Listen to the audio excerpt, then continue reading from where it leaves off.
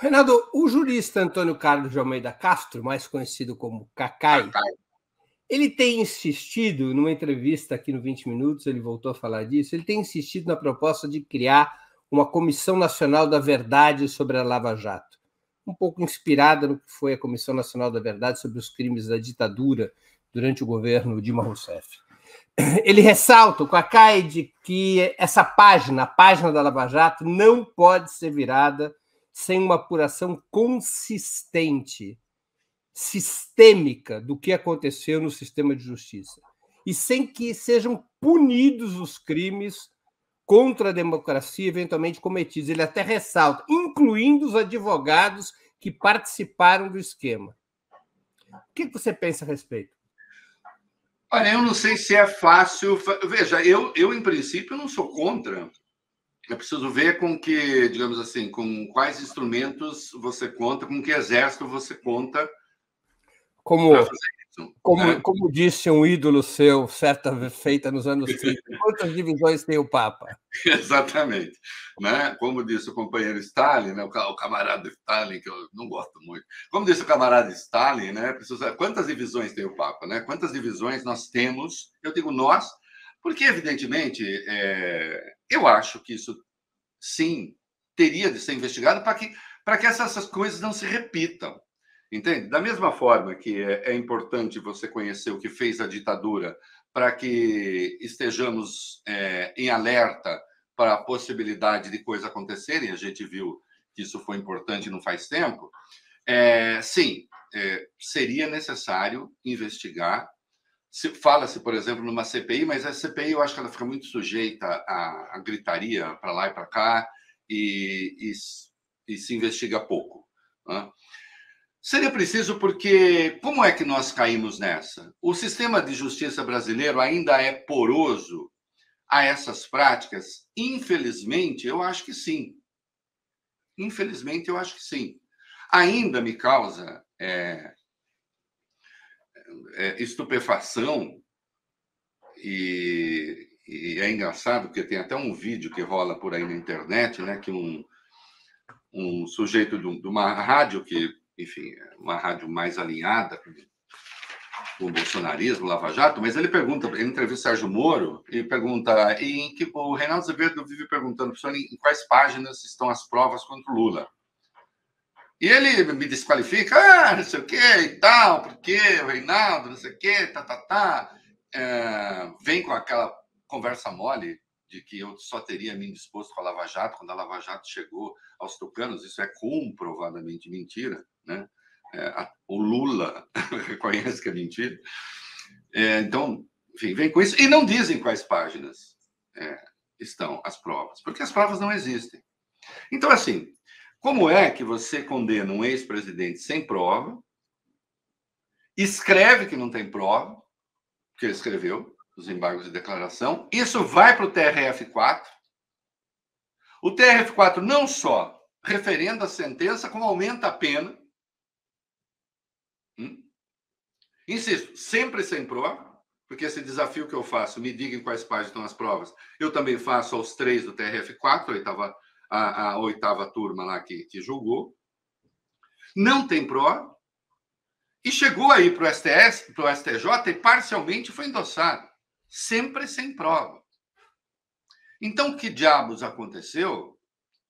É claro que a gente precisa entender. E isso foi amplo. O PT foi, sim, o eixo, né? Acho que é inegável. E hoje a gente vê o alinhamento hoje. Eu sempre vi, mas demorou até que caísse a ficha da gloriosa imprensa também. Você vê o alinhamento ideológico de Deltan Dallagnol, de Sérgio Moro, então a gente entende que o PT fosse o alvo principal. Né? Outro dia o Dallagnol disse que não ia criticar o Bolsonaro porque ele não queria dividir a direita. Veja você. Né? Então, se entende isso. Agora, não foi só, né, Breno? Não foi só. Tenha-se o juízo que for, e nós estamos falando a um público certamente não simpático ao Michel Temer, mas houve 2 tentativas também ilegais de derrubar o Michel Temer. Aí com o juiz bombadão do Rio lá, como chama ele? Escapou. Marcelo Bretas. O Marcelo Bretas. né? Um juiz que tem uma notável musculatura jurídica, não é mesmo? Então, também houve ali a tentativa igualmente legal. Então, assim, você teve... Funcionou no Brasil um sistema paralelo. Funcionou no Brasil um sistema paralelo, passou por todos os crivos de opinião pública, foi feita à luz do dia, com consequências econômicas para o país. Com consequências desastrosas, mas desastrosas, de longuíssimo prazo. E, cara, eu vou dizer o quê? A esquerda, sim, sempre foi crítica à Operação Lava Jato, ou pelo menos a partir de um determinado momento, que também acho que houve no próprio seio do PT, não quero aqui ficar fazendo coisinha, firula, mas durante um tempo houve, você sabe disso, também no PT houve alguns grupos simpáticos ali, aquela merda. Claro. Né? Houve, porque também, senão não teria prosperado tanto. Né? O fato é, queridos que estão acompanhando, sim, houve. Né? E aí, cara, que eu tenha sido na grande imprensa, talvez, sei lá, uns 3 ou 4 na grande imprensa, que dizia assim, olha, não dá, assim não é possível, é um absurdo. É um absurdo. Então, o surto de moralismo que tomou e toma ainda a imprensa, ele é muito perigoso. Esse DNA da imprensa, esse DNA do moralismo como túmulo da moral, ele está presente ainda. Né? E a Lava Jato oferecia isso. E você tinha ali jornalistas que viraram setoristas da Lava Jato. O próprio depoimento do Tony Garcia fala disso, né? Como é que é possível isso? Ocupado por jornalistas.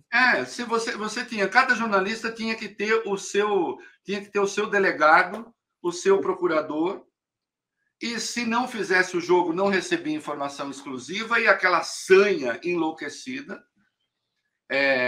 para prender, punir todo mundo. Sim, os petistas, muito especialmente, mas era...